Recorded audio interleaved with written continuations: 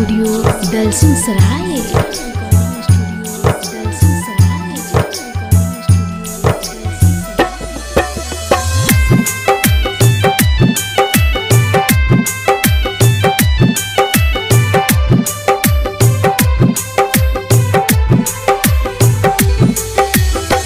मेहदी रचैले रही डोली में बैठल रही, चल गइले पिया के साथ में। ए जान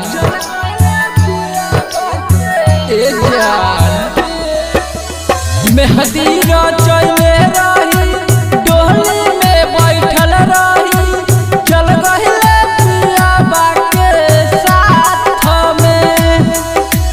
भाई भौजाई रोतौ सखी सहेली रोतौ, चल गइले पिया के साथ में।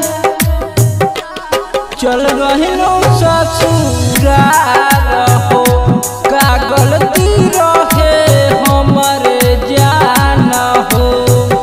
ए सोना KC music digital recording studio Dalsingh सराय।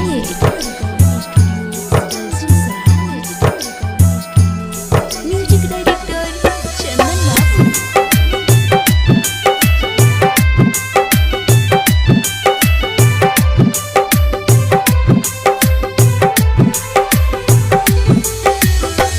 विग्रह यार रहौ चंदना साथ रहौ, पियवा के संगे गइले साथ में।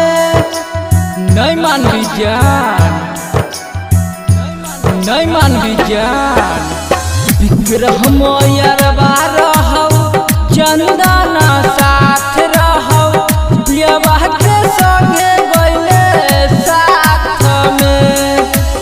सखी सहेली रोतौ भाई भौजाई रोतौ, चल जबही पिया के संगे बन के लोग आई ओकर। चल गइलो ससुराल हो, का गलती रहे हमरे जान हो। ए सोना जोगे जान।